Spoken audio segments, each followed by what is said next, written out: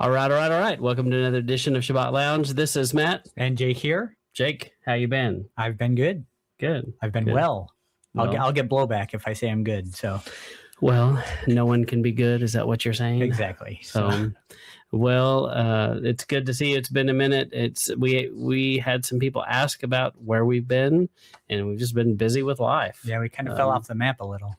Yep. Sometimes, as you can imagine, and I'm sure you can relate, sometimes you get buried with work, and you ever have those seasons at work, and you're just wore out. That's kind of where I've been, and I think Jake's had some of that too. Yeah, we had chicken day and deer hunting and all that stuff, so we had a lot of processing to do.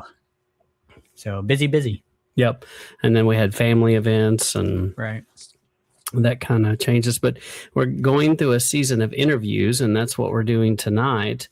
And we've got several interviews coming up, from authors to all kinds of different things. People that make T-shirts and lots of different things. We like doing interviews because it's fun to talk to people, and so that's what we're doing tonight. Connect to people, right? Yep. And so, Jake, you want to introduce our guest? Yes. So tonight we have Sabbath Lounge's own Matthew Martin, and if you remember, we had him on previously to talk about Project E15 that he's working on, and he's got some new stuff for us. So why don't we just throw it to him, and he can kind of introduce us to what's going on and what he's got in the works, and we'll kind of discuss some new projects going on. Come on. It's great to be with you guys tonight. And I think it's been almost exactly a year. It feels like it. Yeah, almost to the month, I think. And so really, really excited to be with you guys again. Since we've spoken last, man, it's been an amazing, really just roller coaster of the Father's faithfulness. And we've been, since we've last talked, I've been back in El Salvador. I think I talked to you about going to Guatemala. Had an amazing time in Guatemala. Amazing time back and forth to Honduras as we've just been traveling. And at this point, man, we've connected to so many countries in both Central and South America, from both what we're doing with children, but also, man, what's happening in this walk down there. It is really amazing. Just a fun story. I was just in El Salvador 2 weeks ago. We did another conference. We were in 3 different cities, 5 events over 3 days. It was radical. But that Friday morning, I met a pastor who had recently come into Torah and had began to Shabbat and see the Sabbath. And he's in San Salvador, which is the capital, and that's where we've been doing ministry. We've been signing legal paperwork and continuing our launch into El Salvador with Project E15. And so just getting a chance to get to know him, and as he's kind of come into this walk, I asked him, I said, what was it? What was the catalyst for you and coming to Sabbath, coming into the feast days and everything else? And he said, he was reading the Gospels and the story where Yeshua says, I've come only for the lost sheep of Israel. And he said, I've been a pastor at that point for almost 12, 13 years. He says, I'm in this community of pastors within San Salvador. And I'm just talking to him, and nobody had a good answer on why he would say that. And so he said, I couldn't find in the New Testament. And so I began looking in the Old, he said, I got to 1st and 2nd Kings, and I got to God taking the kingdom away from Solomon and a house of Judah and into 2 houses, and who is the house of Israel, right? Because that's what he was looking for. And anyways, it just, everything started to through that just search, things began to connect, and then things that he had read in the New Testament. Anyways, long story short, he's been now teaching Torah for almost 3 years. He has almost 4,000 followers online, and Wow. every Shabbat when he's teaching, they kicked him out of the church. Hmm. when he started doing it. And That'll so happen. yeah, absolutely. That's right. And so he's in a home fellowship that he's started a home fellowship out of his house, and his house is booked. He's got people online. He's got a camera, and he has somewhere around 800 weekly followers in San Salvador that are following him online. And it's just exciting. It's exciting what we're seeing, which is veils lifted and things that we've been praying for, and the stories that we're hearing of people coming back to just loving the Father the way He asked us to love Him, man, and being obedient. And it's awesome. It's awesome to see. It's awesome to see it in the United States, and just to kind of segue, it's with that it was about the time we talked that we actually started this project, and the why we did it was a little different then than it is now, but it's almost the fact that we've been obedient to something that's bigger than ourselves, and the Father's just been revealing to us little by little why He's done it, to really a culmination event over the last 30, 60 days that have really put this thing into overdrive, something that we've been working diligently on slowly, but now we're going, we got to get this thing done. um and no more reason than the fact that not only in Central and South America have I been connecting with people in this walk, and on all sides, wherever they are, whatever their stories are, but I'm going to fellowships and churches across the United States, and I think I did so far this year. I think I did somewhere around maybe 22 or 23 different churches in the Wow. United States, and 2 or 3 a month, some months. So we're staying busy, and I mean, I'm traveling, I'm flying, and anything from oof, fellowships that just call themselves Saturday Church to MJA Messianic synagogues, and then Hmm. everything in the middle, right? Uh, Talking about Project E15, and but a lot of fellowships, anywhere from 50 to 500 plus. Wow. And I've seen a lot, I've met a lot, and I did a few of them the year before, and at this point I think I've probably done about 40 different fellowships across, I don't even know how many states at this point. And I'm booked through June, talking to different pastors or fellowships that don't even have a pastor, that they're just kind of sharing it and getting the opportunity, because I do trade shows and things like that, and getting the opportunity again to talk, to connect, and just to love on brothers and sisters, man, and seeing how they're walking it out and their conviction, just a beautiful ministry that's coming out of each of these houses. And ooh, doing that, there's some real problems. There's some real problems, and I am not. I've only been walking this out for, this is my fourth full year doing all the feast days, and so I'm not here to tell you the solution to a lot of problems, except the ones that I am specifically trying to solve through WBC. And I think the number one problem is nobody can find anybody. Hmm. We are literally dispersed. We are siloed. We are um, just really hard to discover. And that's a problem. I was in Nashville walking this out for years before I even found out there was a fellowship. Hmm. Um, Yeah. I found about a year into this, I found the 119 Fellowship Finder. Right. And I went to two different fellowships that are on the Fellowship Finder. They'd been dormant for years. They stopped Hmm. meeting. One of them, I went on their Facebook. It had been years since they even had a post. And so no wonder nobody was answering the phone or responding to the email. And so Right. I found, well, 119 is outdated. There's just a lot Yeah. of information on there that's not relevant anymore, Yeah. unfortunately. And it's difficult to get on, to get responses, things like that. We finally found a fellowship. And then once you kind of get into the community, it opens up a little bit, but it's only because people know people, Yeah. right? And they've discovered it. And that's really hard, especially for people that's coming into this. And what I have found is, my gosh, there's so much gleaning from each other that needs to take place that's not happening. I have come in contact in the last 2 years with so many beautiful ministries, people doing amazing work that you guys should be interviewing, right? Mhm. And nobody knows about them. Mhm. And it's heartbreaking. And so I'm going, that's, it can't be me, it can't be you, it can't be, all these people. If we're just all waiting to introduce somebody on the internet and then hoping somebody watch, it's going to take us years. Like there's got to be a better way, right?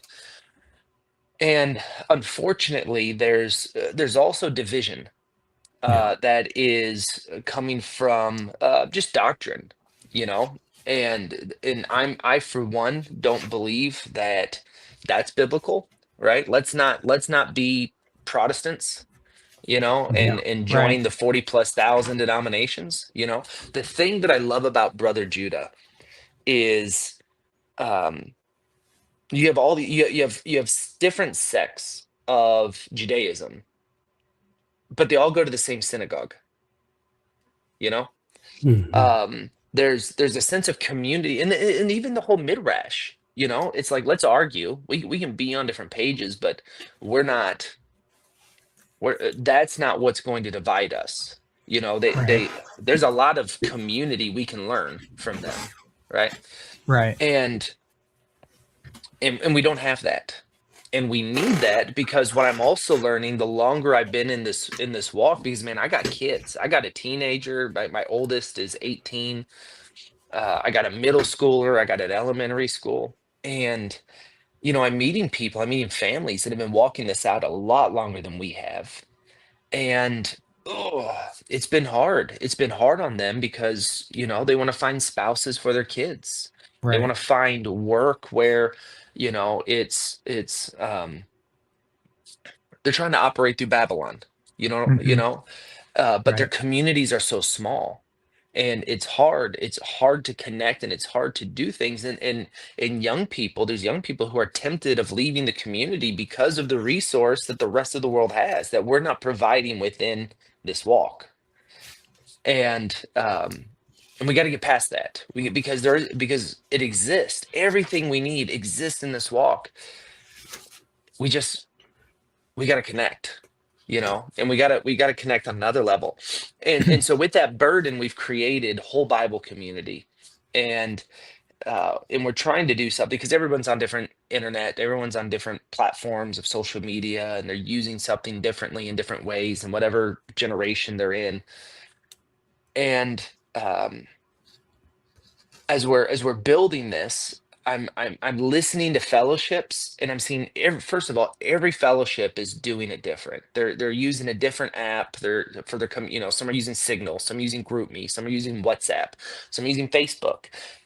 Some are just on text. I mean, everyone's using or managing their fellowship different. Everyone talks about how difficult it is to run a Sukkot, and the feast days are so cumbersome, from an administrative standpoint and putting something together. Um, there's and then man, let's just be honest. Like, Google is dangerous. Yeah. YouTube is dangerous. I want to share a quick story with you, because when I came into this, I was leading the men's Bible study at my Sunday church. And I think I shared with you in the last podcast that, part of my coming to Torah story was my Sunday church split. And I kind of got unhomed, right?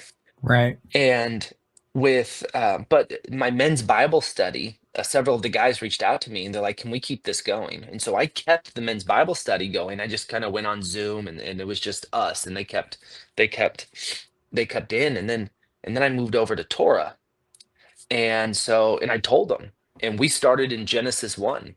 And a lot of the guys stayed. Some of them got a little weird, but some of the guys stayed. One guy in particular, he comes on, and I start discipling him. And next thing you know, man, he's Shabbating. We're looking for a fellowship close to his house, which was impossible to find. He lives in Kentucky now. And, one day I go out and I see him, and we go have breakfast together. And um, he starts talking about some really weird stuff. And I asked him, I said, man, where did you hear this? He starts correcting me, on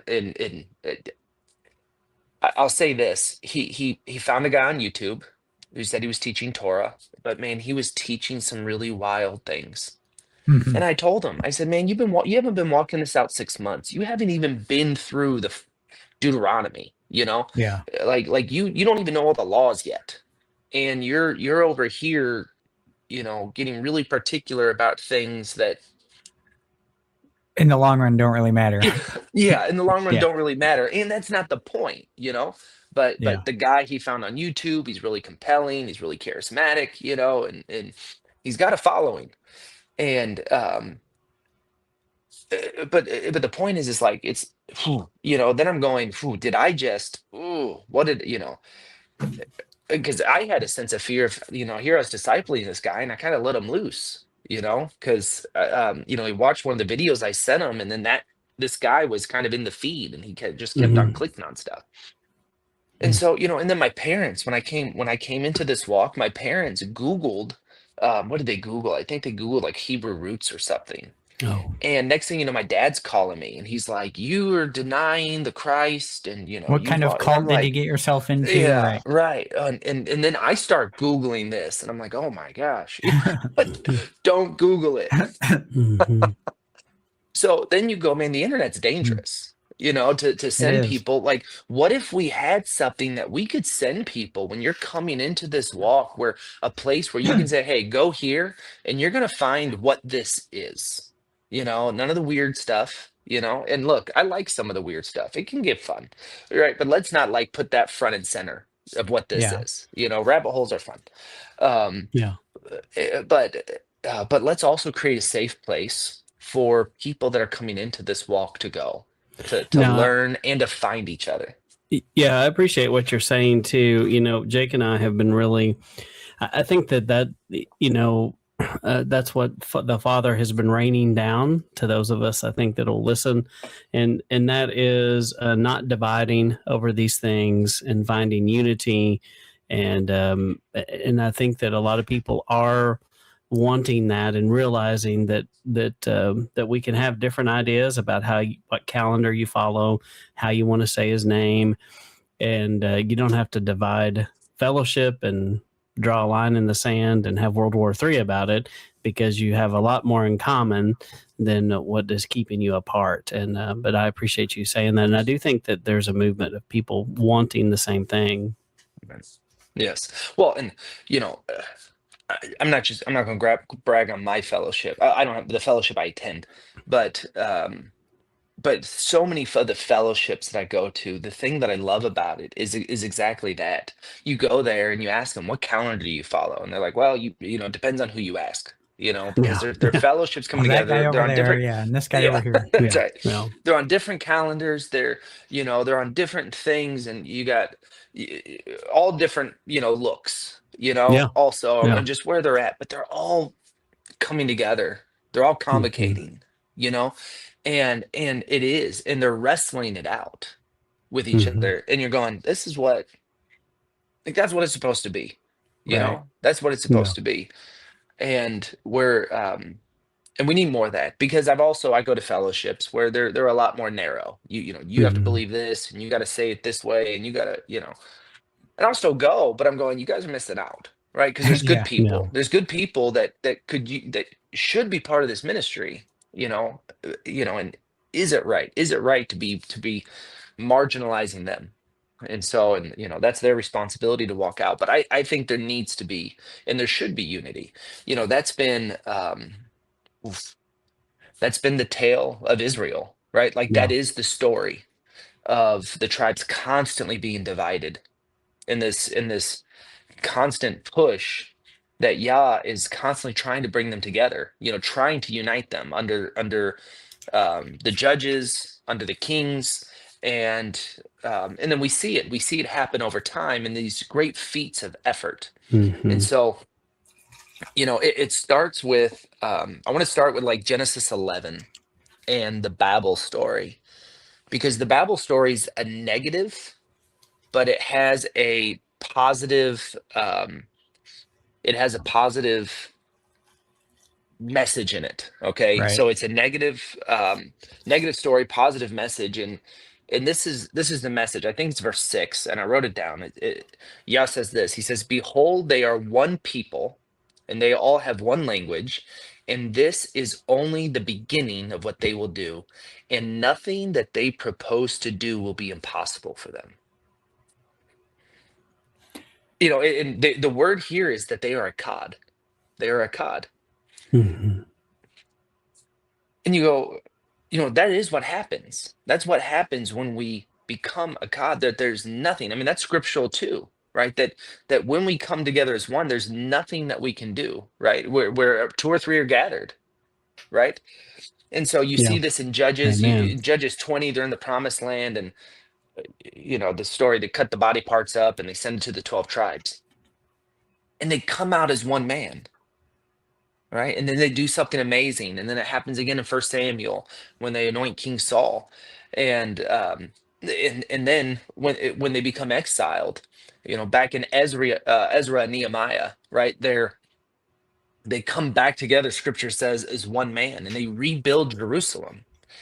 And then you have, and so there's this positive of Yah constantly saying, you guys had like the catalyst of the prophetic happening, the catalyst of this thing I want you to do, to conquer, for conquest, to rebuild, to restore.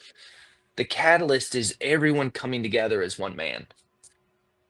Mhm. And then you have the prophetic when you go into the Gospels, when you go into um, Paul, and this idea that like this is going to happen again, and that not only that, through Messiah we're going to become one new man, right? There's this oneness that it's constantly bringing back together. That's also prophetic, and what's going to happen? You go, okay, well, and not to get into one new man doctrine, because I know there's some places you can go there, but let's just on a basic premise say, well, that's spiritual Israel, that's Judah and the Gentile, that's like this coming together.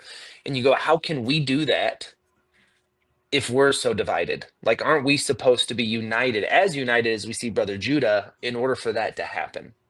Mhm. And Yeah, how do that's a we good. how do we do that? How do we wave that banner? Because there's no unity happening right now, right? Yeah. Yeah. Well, and frankly, for some of us, that is what really frustrated me in churchianity, is that lack of unity. And when I would try to branch out and join other fellowships and, do this church at the park that we tried to do, and, they couldn't do it. And it wasn't for, it wasn't even a doctrinal thing. It was butts in the seat in their congregation. There's so many different things that divide and pull you apart. And it's just easy to fall into that. And we don't want to do that. And yet we find ourselves that is happening. And we just have to be very careful that it Exactly. doesn't wreck us. So, Well, and in addition to that,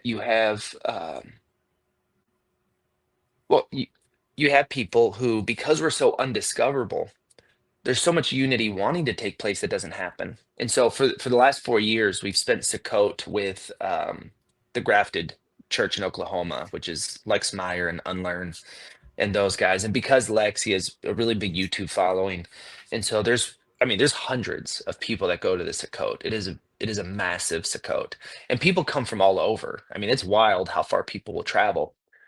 And so us going there, we've gotten to meet people from all over, different ministries, different fellowships. And I've asked a few people, like, why do you travel so far? Like, are you doing this for Lex? Are you doing this? And they just tell me, I don't have a community by me. Like, I don't have anybody. I'm the only one. And so 4 years of that, it's amazing how many people that's not true. And then one year they don't show up, and I text them. I'm like, "Oh, hey, are you coming to Sukkot?" And they go, "Oh no, I found a fellowship." And I'm like, "Oh yes, right, woo," you know. Right.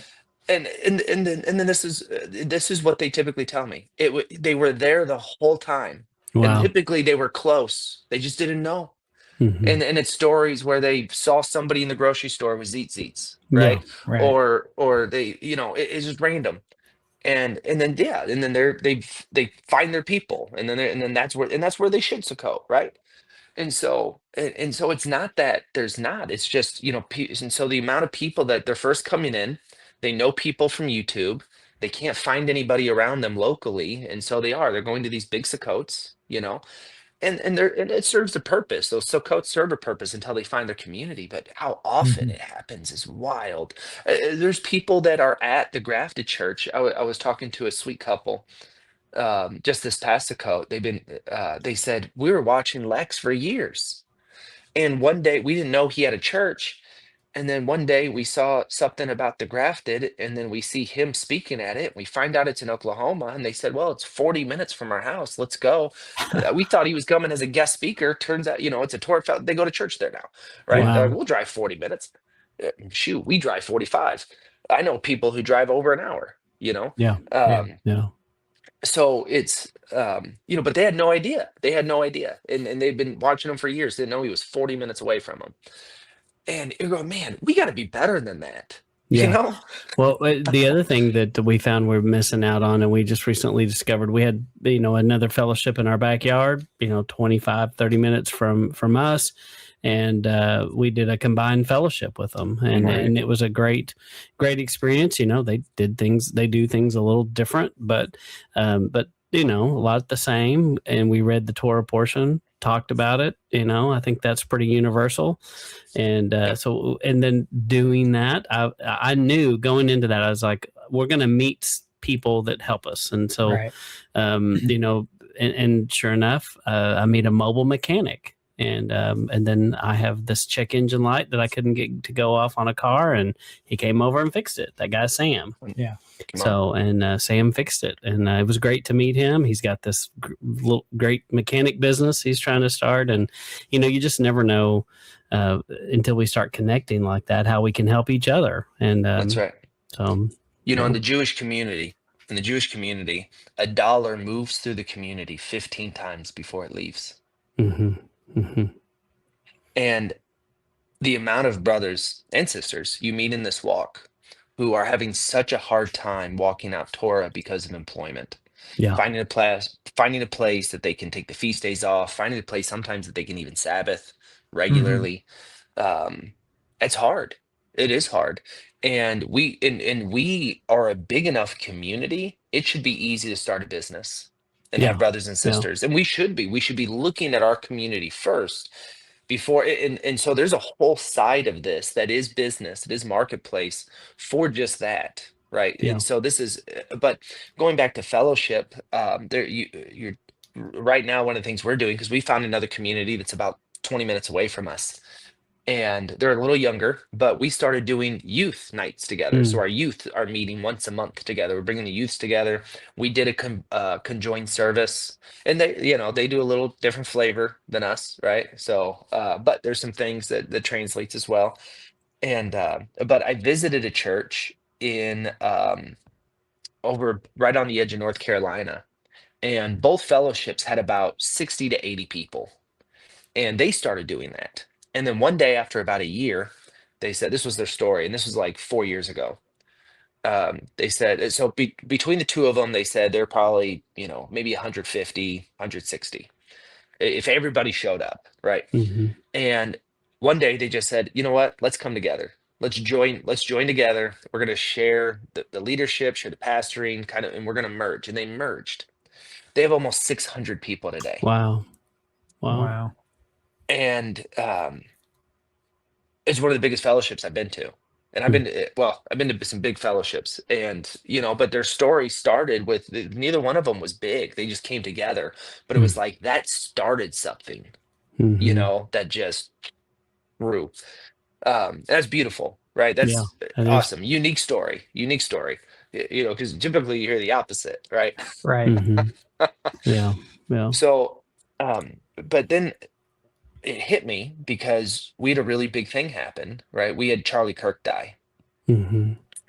And the father just downloaded, because I watched a lot of Charlie Kirk, and I was tracking, man, this guy was talking about Shabbat. I was watching when he was going to Sunday churches, he was talking about Sabbath, and he'd say things like, look, I believe most of what you guys believe. I'm like, I've said that in a Sunday church. I don't get invited to as many Sunday churches anymore, but every once in a while, I've got an invitation just from old relationships. Yeah, but it's been about a year.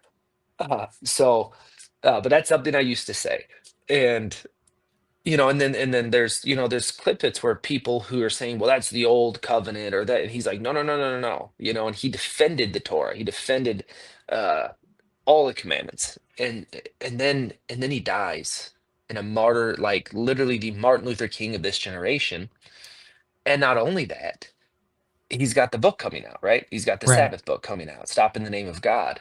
And because of everything, I mean, this is already the most purchased book outside the Bible. 2 days after his death, they had to put it back to reprint. Wow. It's why I pre-ordered my copy back in September, August. I still haven't gotten it. Right. Wow. I told my wife, I'm like, we're just going to Barnes and Nobles. I'm gonna pick one up. Hmm. And I've talked to people already who have read it, and some profound things, some good. There's some things that he didn't go hard on, but I mean, he got it. Like he got it. And you're going to have an entire generation of young people, of people in general, reading this book.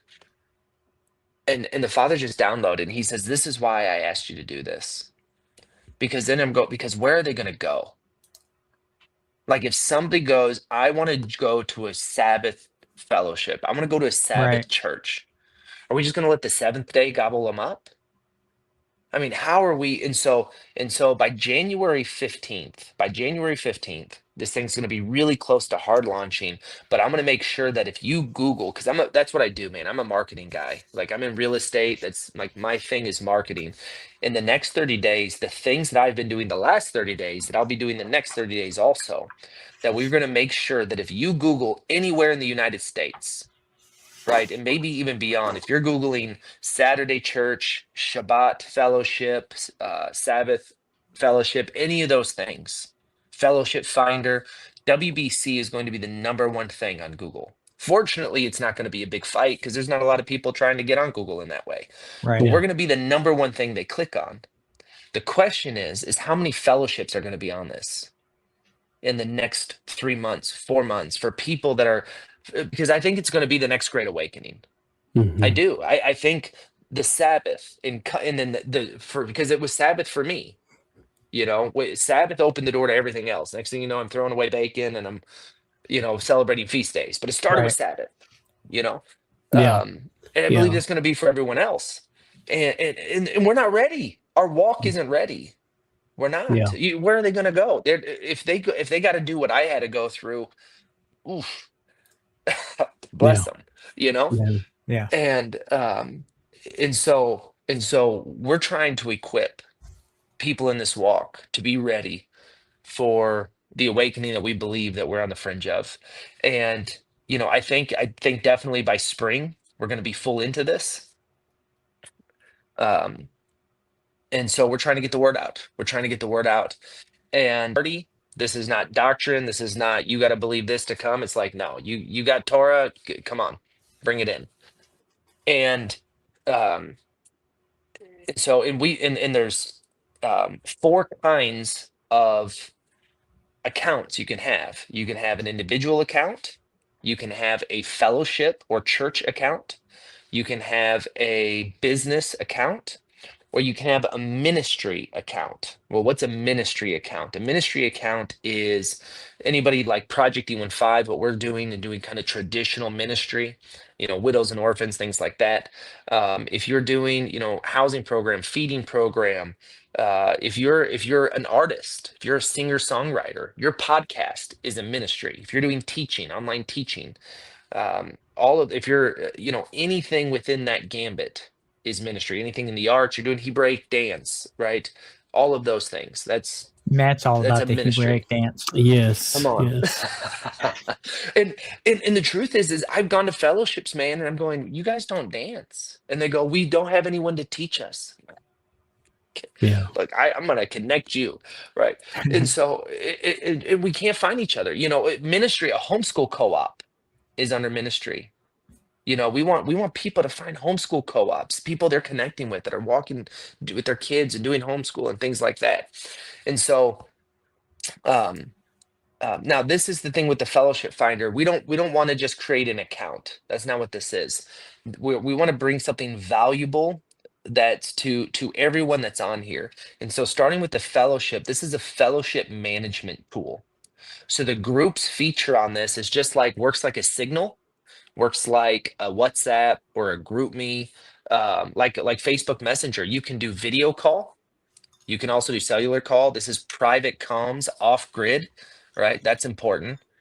So this is secure communication, and that all you need is an internet.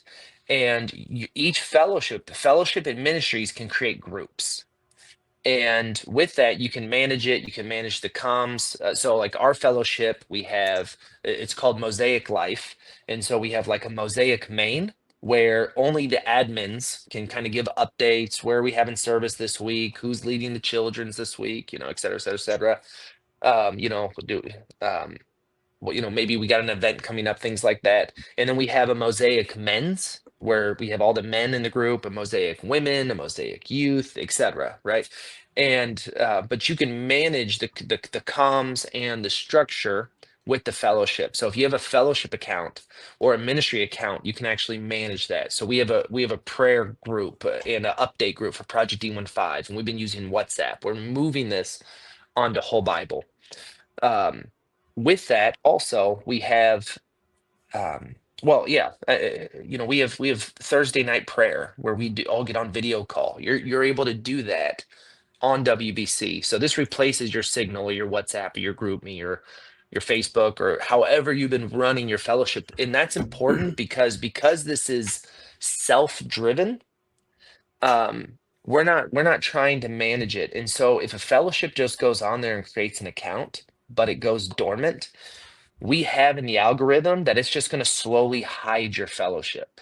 Mhm. And the reason being is we don't want somebody to go on there and go show up to an inactive fellowship. Right. And so having the fellowship tool really also verifies to people, hey, this is an active fellowship, and the more active they are, the more it's gonna be seen, because there's a geo tracking part of this. And so for a fellowship, if somebody jumps on, especially if it's somebody who in their questionnaire says that they're not in fellowship, right? And maybe they say, their Torah date, they've only been in Torah for 2 weeks, you know, there's certain people that it's going to prompt that fellowship, who's ever running that fellowship group, and they're going to say, hey, Matt is 12 miles away and he's not in fellowship. Here's Matt's, and it's gonna encourage the fellowship to connect. And also Matt, when he comes on, it's gonna highlight that fellowship, right? It's the one that's closer to them, that's super active, etc. And so now, on top of that, it's a feast day management tool. So what's coming in January is this is also going to be a feast day finder. You're going to be able to search feasts based on what calendar they're using. Is it open to the public? Is it just open to the community?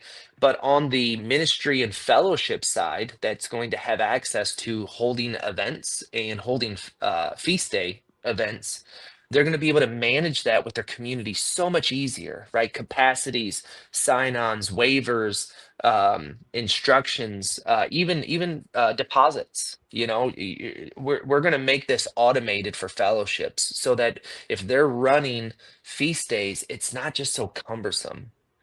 So we're really cultivating a tool for fellowships to manage their fellowship, to manage the feast days, or maybe they're doing a Purim or a Hanukkah, and having fun events and using that for evangelism, right? How, what, and putting that out there, they're going to be able to advertise that. And for ministries that, maybe they're doing a fundraiser, or for you guys, and you're saying, hey, we're going live on YouTube. We want you to make that an event that's also, triggering people, and Right. in a way that we can spotlight ministries.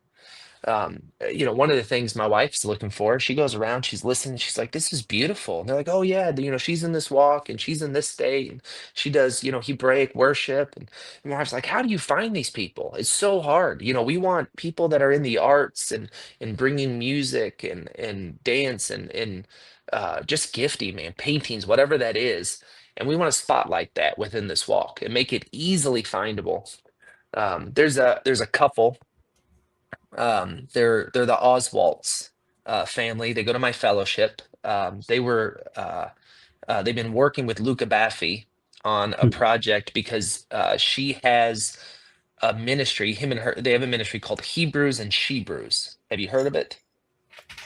We just saw it skimming through the. Yeah, we did. I the think fellowship come thing. on. Yeah. Yes. And so they go to our fellowship and here in Nashville, and or I should say north side, it's north of Nashville, not in the city, but um they beautiful ministry and such a needed ministry, right? Let's like help people get married in this walk, because I have people in my fellowship that their spouse doesn't come. They came into this walk, they haven't gone along, and their marriage is, and then I've met people that their spouses divorced them over this.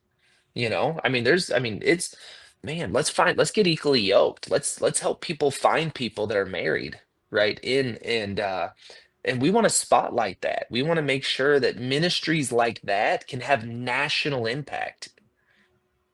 Um, that right now they're going, well, we don't have a lot of outlets to really do this on a grand scale. And I'm going, well, I would love to give you the stage, right? Because I know everywhere we go, there's singles that are just looking. And they do a really good job. They do a really good job matchmaking. I mean, they have a gift. So, um, so that's what we're working on. That's a big piece of it, is the fellowships, the ministries, just getting people on the map, getting people connected and talking. And then by February we'll have built the marketplace side of this.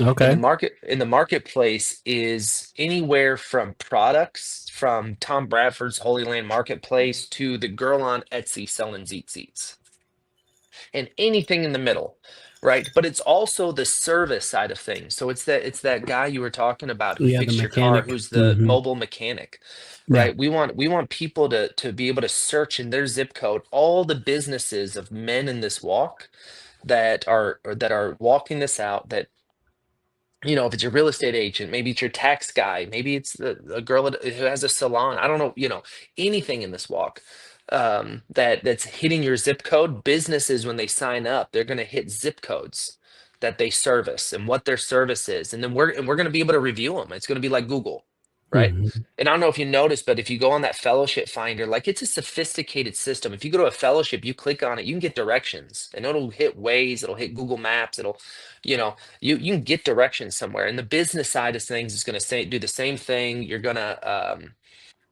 be able to get directions. It'll have a contact. You'll be able to review if you do their service, right? And so we're really creating a sophisticated tool that well, we're using the 21st century technology for our benefit. That's something that's curated to us, and how we do things and how we worship and how we interact with each other.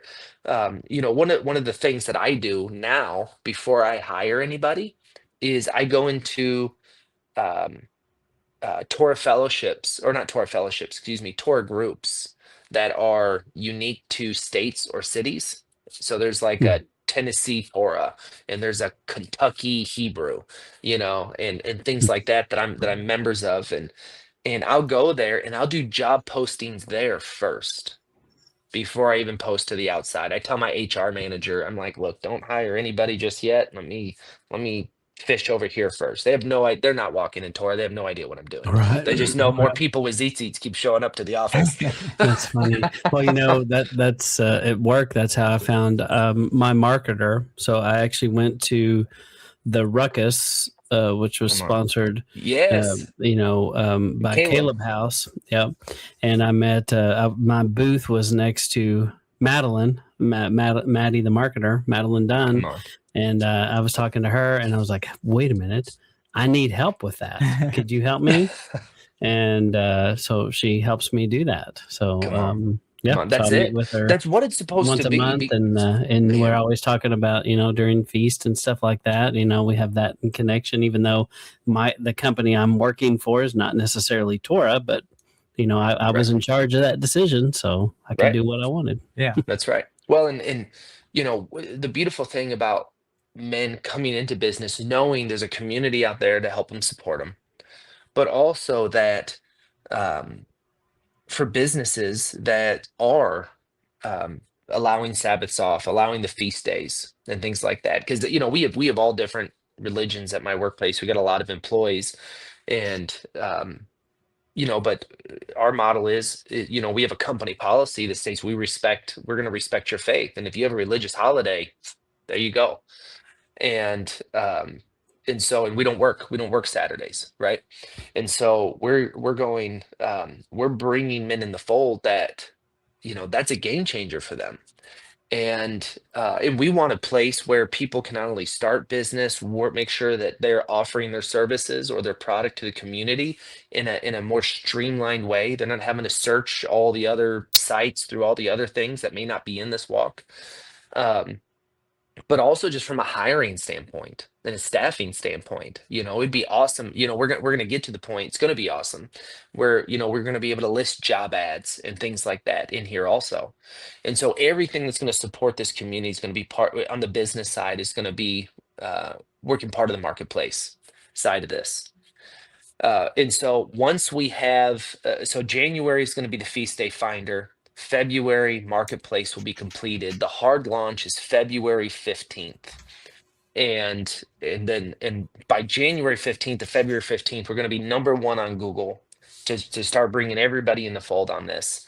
By May, somewhere around mid-May, we're going to be an app on the App Store.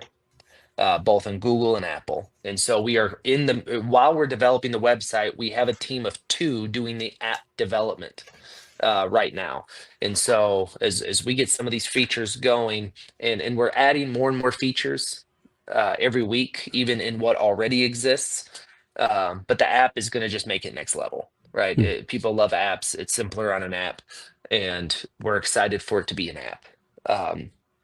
But yeah, that was going to be one of my questions, is if there's an app version of it.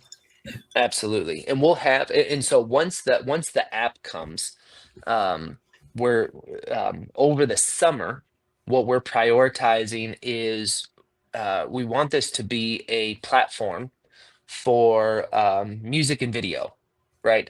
And so for those artists in ministry, the teaching, things like that, there'll be one of 2 ways to do it. They can literally put it on our site, and it run almost like a Spotify, right? But also they'll be able to do links as well. And so for those that are making money on YouTube, rather than put their video on, they can hyperlink their video and they can watch, just like Facebook, they can watch the YouTube through our site. So they're still getting that hit or that click, if that's something that's important to them.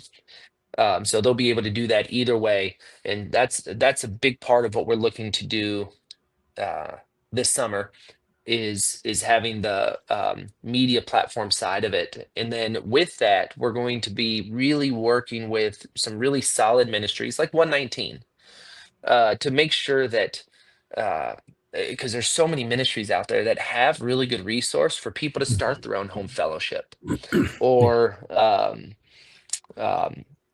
lane of ministry or operate to where a lot of people, they're coming into this and they're reinventing the wheel. And there's a lot of tools out there for people to really, have a foundation to build from. And depending on what flavor of cooking they're looking for, right? And to make sure that that's all easily accessible in one spot as well. And with that, we believe that we're going to be a great distance down the road of unity at that point, not just in this nation, but also internationally. A pastor friend of mine, his name's Mike Sutcliffe. He's out in Illinois. He introduced me to a guy out in India named Avi Lawrence, and Avi, between Pakistan and Zimbabwe and Papua New Guinea, obviously India. He's in India. Oh man, so many countries. He is connected to over 73,000 different people in Asia and North Africa that are in this walk. Wow. And it's blowing up. And so there's a global thing that's happening. I see it in Central and South America. It's like, you guys have no idea. We don't even know. I was talking to John at 119 about WBC, and he had tons of insight because he's had the most successful fellowship finder to date. Yes. And so he's been really beneficial. We had a great conversation, and he kind of told me some things to look out for, things to consider that was really beneficial. And I just asked him, I said, man, like, do you have a census? Like, how many people? And he's like, look, man, he said, I don't even know. But he said he's taken more people off the 119 Finder than he's put on because, people don't want just their information out there. And that's one Right. of the things we did is you can create an individual account and you don't have to show your email or your phone number. Mhm. You get to choose. You can, but you don't have to. And that was a big negative for a lot of people that want to get off the fellowship finder because people don't want their information out there. Right. And Yeah. so, but he goes, but man, he's like, I haven't counted. He's like, but I'll tell you this, it's a lot. There's a lot Mhm. of people, and it's growing. And he's months behind, with Mhm. applications of people trying to get on or information change or things like that. And that's one thing where I'm going, man, I'm not going to do something that's so laborious that we got to Yeah. go and like people can all do that themselves and let them Right. Yeah. manage it. And we've created safeguards, and we do have admin on there to just make sure that content is safe, you know, and there's nothing crazy happening. And we got a policy, that's a very simple policy, but it's one that we're all respecting each other and being appropriate. Or you get suspended or we'll kick you off, etc. Just like any other site. But we built this also kind of like a honeycomb in the sense that anybody that's on there, you choose who's in your circle, who's in Mm. your bubble. And when somebody requests to connect with you, you get to see enough of them to decide, do I want to? And that goes for fellowships. You don't just get to join a fellowship. You can request to go into that fellowship group and join that fellowship, and then the fellowship will determine whether or not they want you in or not. So, and then that way you get to protect your bubble. You don't have it's not like Facebook where you just join a public group, where you can just go on a public. Nothing's public here. It's your stuff, and then you choose your bubble. And if there's anybody that you don't want to connect with for whatever reason, you can block them. You don't have to. You don't have to engage. um and that way we can all manage it ourselves, if you will. Yeah. Yeah. No, that's really good. Jake, did you have some questions? You were looking at I have like you. several questions, Okay. Come on. but um, so I just want to make sure I kind of put these questions in a way that kind of makes sense. So, yeah, one of the things you kind of were just talking about was, some people don't want their information out there, that kind of thing. And I think that, we're dealing like earlier too, like you kind of started with this like explosive growth that we're having. And then like also a combination of like people going out and finding different information everywhere and coming back with some crazy things. I think this walk kind of tends toward people that are generally untrustworthy of the systems in place, and so I think you get a lot of individualism and a lot of wanting to be secluded from everything else. I think that's one of the reasons it's so hard to um, have this kind of unity and togetherness that you're kind of talking about. Um, so I think that the way you're kind of compiling this is good to address that. Absolutely. How do you think? Let's see. So you talked with the 119 Ministries guys, right? And Yep. about some of the issues they had with their fellowship finder. So what kind of things are you doing to kind of steer clear of some of the pitfalls that kind of happened there? Because I think one of the things I had heard was some people were like exploiting the information that was on it in order to like cause trouble at different places or take people's information, things like that. So Yeah. what kind of safeguards are in place to kind of mitigate that issue that they kind of ran into? And have you been talking with them about that part of it? Yeah. Well, yeah. So I mean, first of all, so this site is locked down. You're not, and that's unfortunately, that's the problem with a lot of the fellowship finders that people created is they did the cheap version. And the Hmm. problem with the cheap version or the free version is there's no protections, you know?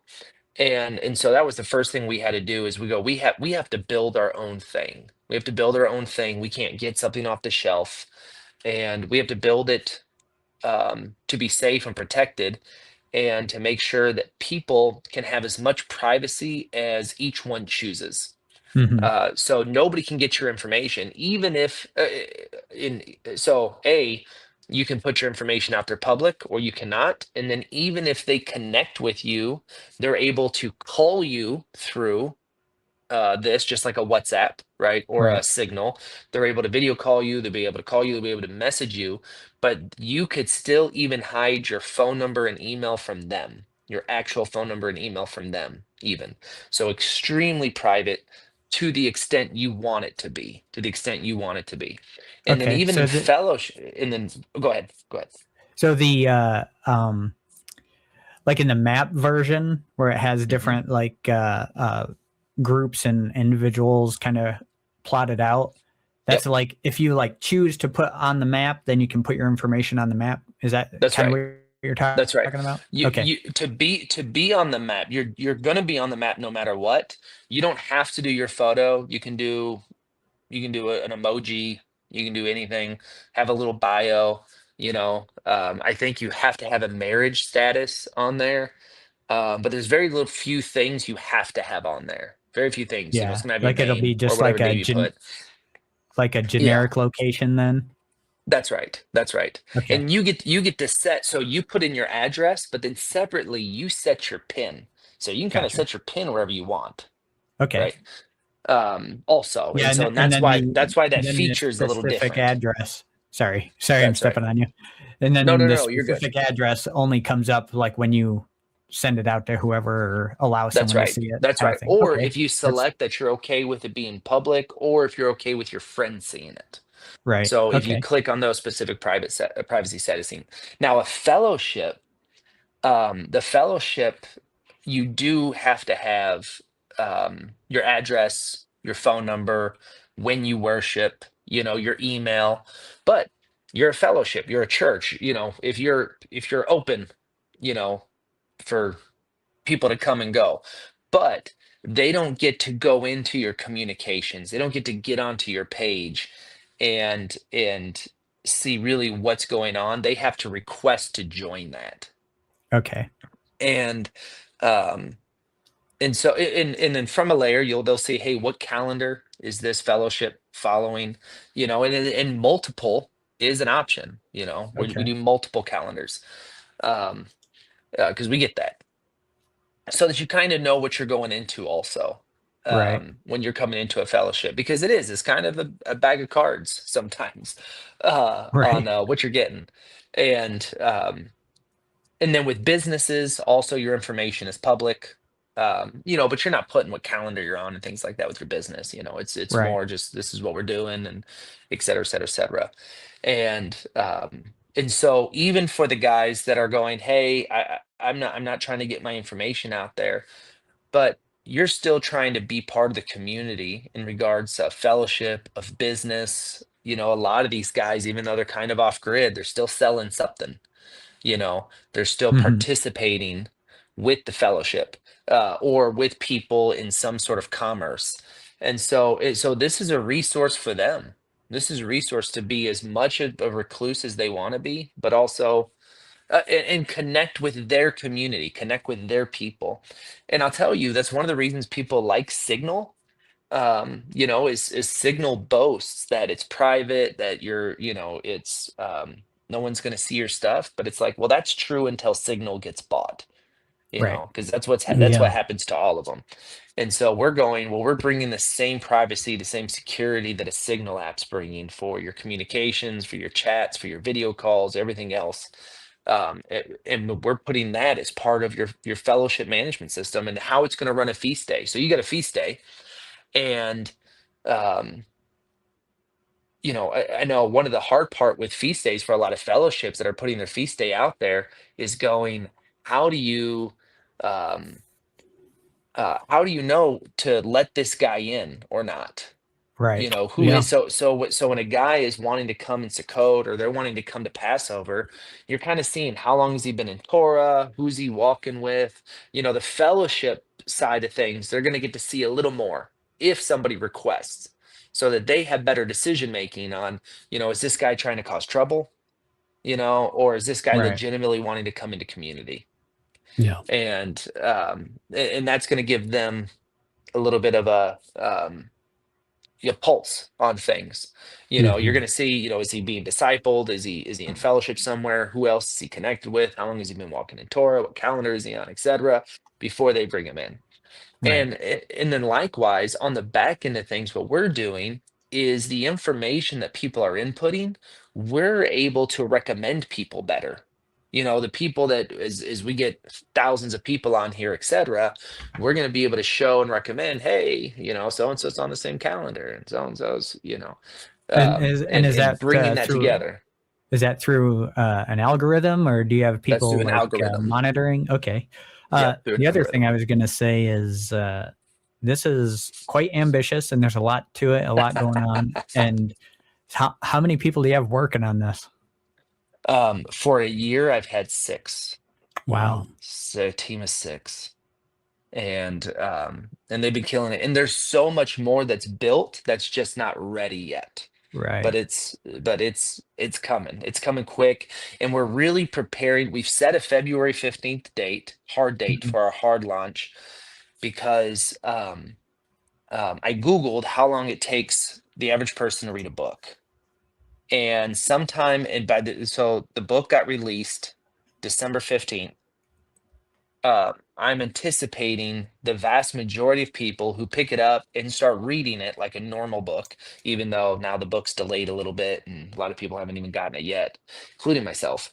And so that could even be pushed back more. But I'm anticipating that that mid-February is when the vast majority of people reading the book are going to have read it and then discovering, going, I want to find who's doing Sabbath. I want to find Right. who's doing Shabbat.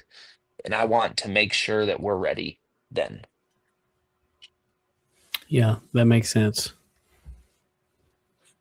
And book you're referring to the book you mentioned earlier that Charlie Kirk wrote. Yeah. Yes. Yeah. And what's the name of that book again? Stop in the name of God. Stop in the Name of God. No, that's good, and I like the tiles and things. And like we said, if you look at this soon, these are works in progress and will be built out as they have time and talent to do so. But That's right. but yeah, we like what we're seeing. That looks like a great resource. And do we want to show the video now? Yes, let's do it. Okay, so let me click over here. Let me make sure the audio should be good. Then here we go.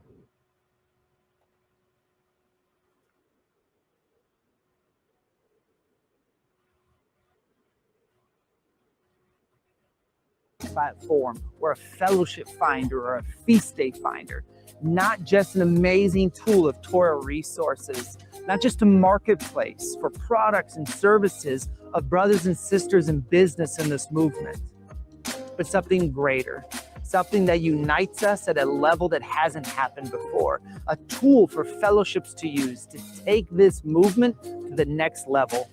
Check it out, wholebiblecommunity.com. Oh, very good. Very good. All right.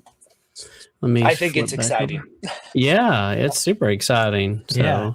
I see a lot of potential in that. And I really like what you're saying about connecting people in the marketplace. And that is one of the things that Madeline Dunn and I talked about, was keeping the money in the community. And we need ways to branch out and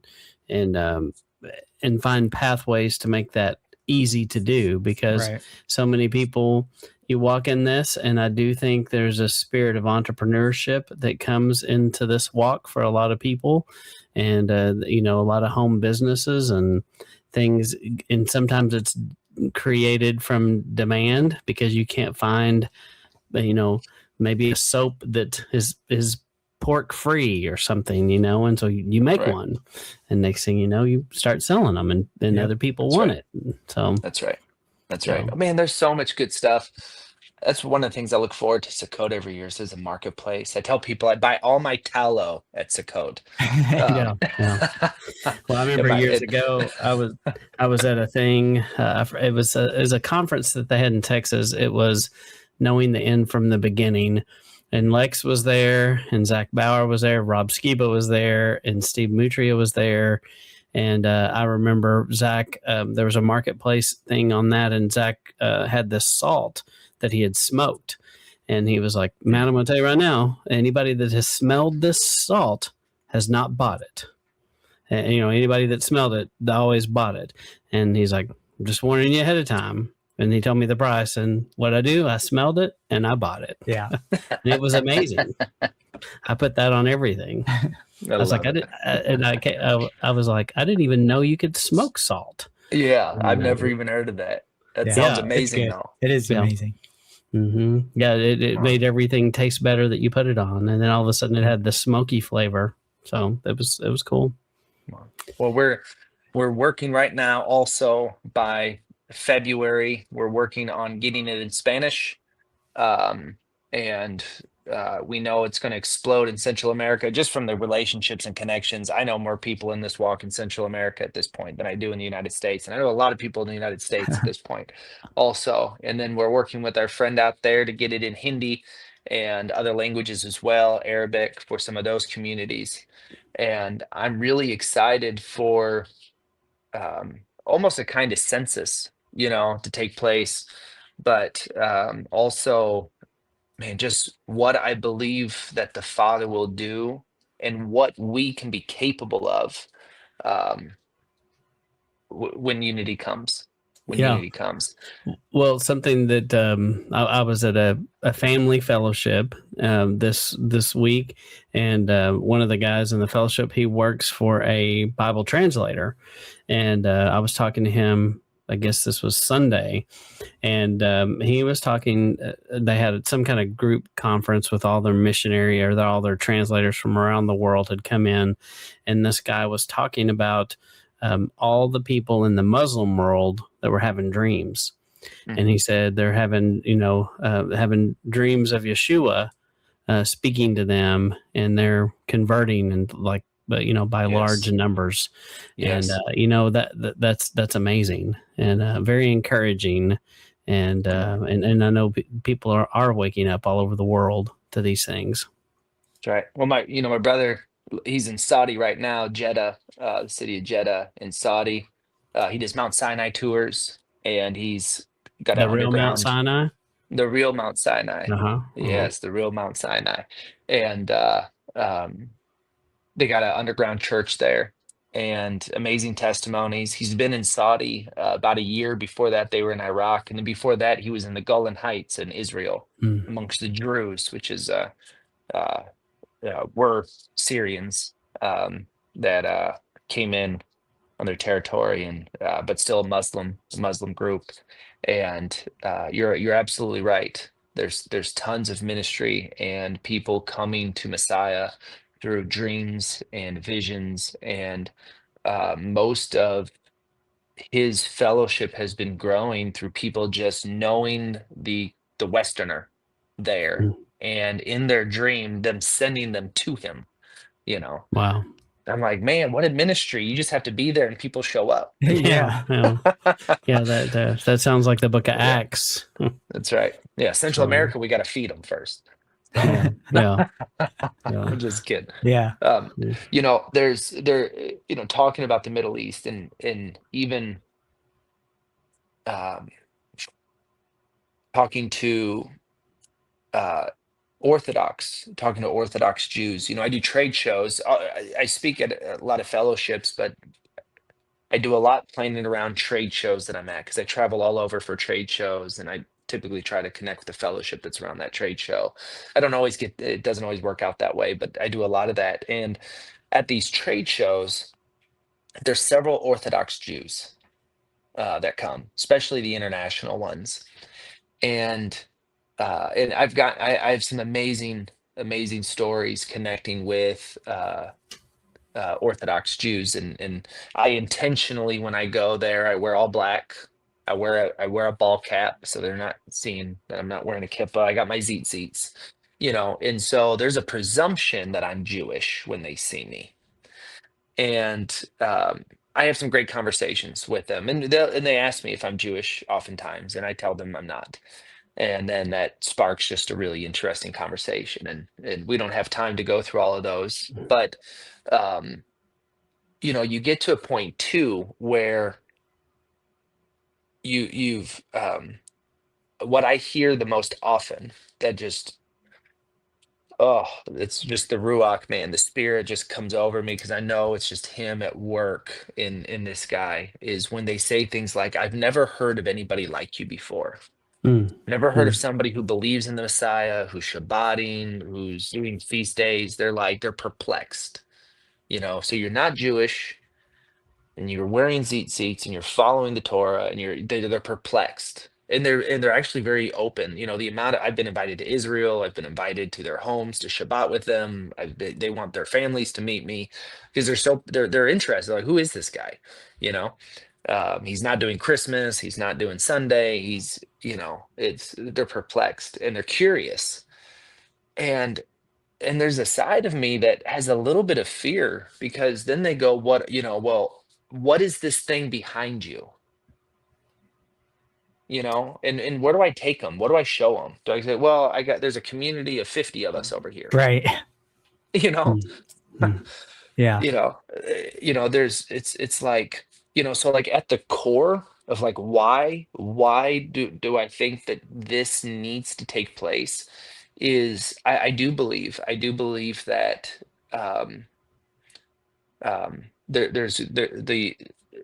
the revelation of Messiah is going to come when the fullness of the Gentiles takes place. And Yeah, I you think need one of the a things, place to send people. that's right. And for them to really see something significant enough that's respectable, where they go, oh wow, this is a thing. You guys are an organization. You guys are this is a faith. And not only is it a faith, it's us, right? Like they can see themselves in it. They can see what we're doing, what we stand for, and it coincides. And then wouldn't it be amazing if they said, let's come together? Like it's not just like Matt at the trade show they're inviting in, but it's this image of like brother Judah himself bringing us into the fold and saying, we want to invite you in to our worship. Come Sabbath with us together as one man. And I believe there's already ministries that beautiful ministries that are serving Israel and that are doing beautiful ministry with Brother Judah. Some of that we need to spotlight it. We want to get that on there. We want to make that easily accessible for people. But at its core, I really think that the Father's going to do something in this that is going to be far, far greater. Once unity truly takes place amongst us, I think then we'll see unity taking place with Brother Judah in a way that's miraculous. Yeah, it's hard to call for unity with Judah if we're not even united. That's right. That's right. Just a quick question on the you mentioned on the running into a bunch of Orthodox folks. Do you ever run into anyone who's like angry about you wearing tzitzits but not being Jewish? I have never run into an angry Orthodox Jew because I was wearing tzitzits. Okay. I have ran into angry Messianics for not wearing a kippah. I have ran into now. So I wear a Shabbat now, right? So I used to wear my tzitzits on my belt loops. I don't do that anymore. The first trade show I wore tzitzits. I had a Jewish guy. He came on to me. He literally yanked my tzitzit and lifted my shirt and said, "You're wearing them wrong." And then he began to teach me how to wear them. Right now, at that time, I have a tattoo on my arm, and not a lot of Jews have tattoos. Obviously, some do, but not the Orthodox ones. Not the Orthodox ones. Not the, you know. And um, and so he had saw the tattoo, so he saw, well, and he just came and he's like, I'm gonna teach you a thing or two. And he took the time to teach me how to do it right. He didn't ask me anything. He didn't ask me what I believed. He didn't ask me. He just made his assumptions, had some really wonderful conversations, told me shalom, told me what I was doing wrong, and went about his business. Um, I've had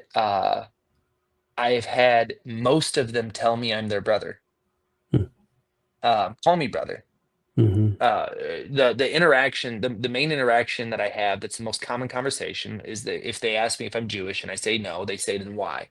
Why do I look like this? Why am I wearing tzitzits? Why do I look like this? And I say, well, my rabbi's Jewish. And they say, oh, well, who's your rabbi? That's a good one. And I say, his name's Yeshua. And they look at me perplexed. And then we unpack that. That's genius. Yeah, and then some of them, so they'll say, oh, so sometimes they say, oh, you're a Christian, and I say, well, what does that mean to you? Yeah. And the most abrupt thing that somebody has said is, one of them, his name is Kime Fisher. I'm still friends with him. We still chat and we talk sometimes, and beautiful relationship. And he's one of the ones that is really chasing this relationship. But he said, you worship a Greek god named Jesus who commands you to worship on Sunday and celebrate Christmas. That's what he told me. And I said, then I'm not that. I said, I worship a Jewish Messiah named Yeshua who commands me to follow his Shabbats and celebrate his feast days and be obedient to his Torah. And he looks at me and he goes, so you're Jewish? And I said, look, man, I guess I am whatever you say I am.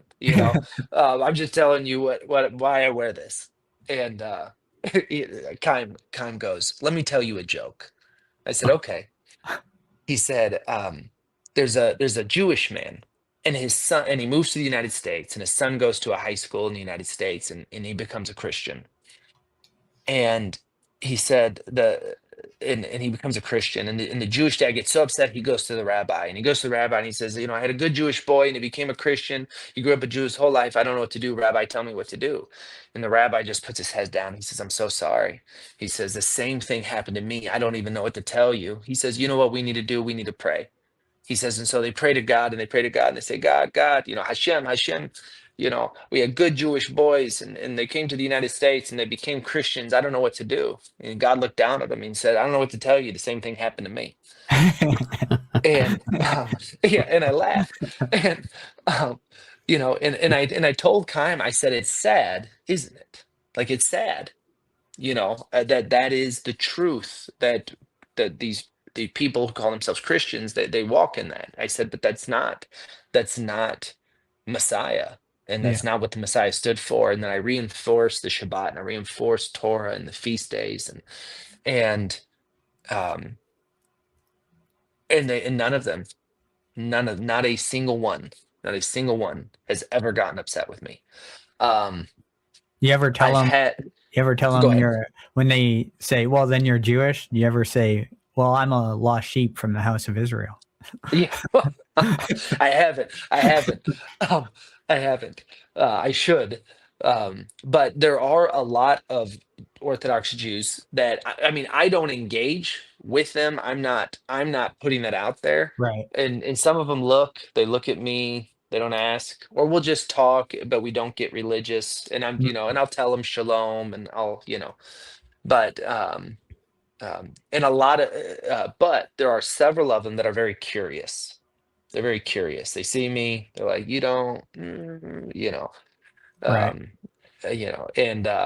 And then they engage, and those are things we pray into before we go to a trade show. Man, we're praying into that, and praying that there's ministry, because we have a heart, for Brother Judah and them coming to the truth Messiah, but also just also just the fullness of what we believe Messiah is going to do Right. in Yeah. creating one new man and bringing the house of Judah and the house of Israel back together. And to your point, and what we've been talking about, 100% I agree. How is he going to do that if we're not united? Yeah. Yeah. No, it's great to hear about what you're doing, and so now what's the call to action? What do people do? What people that are listening to this and watching this show, listening to this interview, what do they do? Yeah, sign up, make an account. If you know somebody in ministry, you know somebody who has a business or is in business, um, your fellowship, get on here. Move your fellowship communications on here. Get off your Signal, get off your GroupMe, your WhatsApp, get on the app. Start using it. There's when you get on the app, there's email. If there's anything glitchy, please let us know. That's the phase that we're in. Help us work out any of the glitchy stuff. It's been pretty smooth. It was a little rough a few weeks ago, but it's been really smooth the last month. And really, get off some of the social media that just is not good. I used to tell people I'm okay with Facebook, but I'm not okay with social media for any of the other stuff and the kids, because there's just some really grotesque stuff on there. But Yeah. Facebook has gotten bad. Yeah. Yeah. Facebook has gotten really bad. And Mhm. and we want to make sure, like, this is a place that's safe for your kids. It's a place safe for you, man. You don't get the filth. Like, let's get out of Babylon. Yeah. Right. Yeah. And do community better in the same way. And so, which is why we have all the features we're doing with the marketplace and everything else. We want this to be as much a replacement as anything else, as a better alternative on top of everything else we've talked about, but also a place where young people can get together. A safe place for young people to widen the body and walk with each other into greater connection, that they don't feel so secluded as well. Mm-hmm. Yeah, And that's that's Yeah. great. it's needed. Yeah. And what the So best part is? It's free. free. Yeah. That's Come good. on. Come So on. if you Google wholebiblecommunity.com, you'll find this. It's going to be easy to search and find, and there'll be an app coming soon. And we encourage everybody within earshot to go check it out. Sabbath Lounge has an account here, and so we want everybody that can hear this to give it a try. All right. Yeah. And so, Matthew, anything else we need to say or you want to say? No, thank you so much for the evening. This was fun. Good. Well, it was great to hear from you again. Great to reconnect with you and hear about the great things that you're doing. It's an honor to have the privilege to visit with you this evening about it, and we hope that it just does amazing things for the kingdom. And but thank you for your time. And we're about to end this, and we'll play our outro, but stay on the line for just a minute, and we'll do some housekeeping before we get off. So, Jake, Okay. anything else? Yeah. Just real quick. I do appreciate the, like early on coming into this, telling people that you know and love what you're doing. There's, I was hit with well, you're causing disunity by doing what you're doing. And my response was always, well, if you want unity for the sake of unity, just stop doing what you're doing and do what I do. You're the one calling for all this unity. But I like that you're not looking to do a unity for unity's sake. There's actually a purpose behind the unity, and it's not just it says do unity, so be unity. I like that. That's right. That's the direction it's going.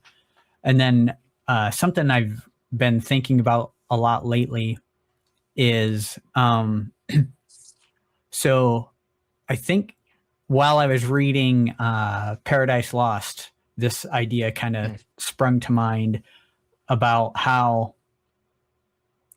when they eat from the tree of the knowledge of good and evil, the way it describes it in that poem, it made me think that, we're still eating from the tree of the knowledge of good and evil. And just because we did it once doesn't mean it's still okay to keep doing. And so this is just something I'm mulling over in my mind. I'm not really sure what it necessarily means, but what you're describing here seems a way to pull yourself out of the standard internet mess of a tree of knowledge of good and evil. And but I think that's pretty interesting, and I think this kind of ties into that. I was getting a lot of thoughts of, hey, this kind of goes along with what I've been thinking on the tree of knowledge of good and evil thing. So I just wanted to put that out there. Yeah. Well, and to add to that, because I've connected with so many fellowships, I've been an awesome conduit. The Father's just used me to be a conduit, connecting people. Because, in the Sunday church world, they got the mega church, and then they got all these people do all these things. They got this huge paid staff, and they got the lights, and they got $1 million playground. And in our fellowships and our walks, we're not resourced to that level. And there's some good things that goes with that, but also with things that are really, though, beautiful ministries that just some fellowships don't have. And we had a couple I know that, they just really need marriage counseling, and some of their marriage counseling they need, like, you need somebody walking in Torah to walk these people through some of their stuff, Mm-hmm. and I'm over at another fellowship, and I find there's a beautiful couple that are certified, they're educated, they're experienced in marriage counseling. And they're like, we're looking for people who need marriage counseling. And I'm like, you should not, I don't know how you have trouble finding people. Yeah. But let me tell you what, I'm going to make you the busiest two people on the planet. Like, you're going to hate me. And, I was just so many ministries that are so good for this walk that, again, it's hard to find, and in the size of our community, when we get outside that bubble and we tap into the community at large, when we tap into all 12 tribes, it exists, it's out there. And I'm excited because I know what little help being a conduit I've been able to be. This is going to put that at another level, and hopefully can heal marriages, can launch ministries, can build bridges to things that the Father has put on people's heart that they didn't know was possible until, and I'm excited. Yeah. Yeah. right. That's awesome.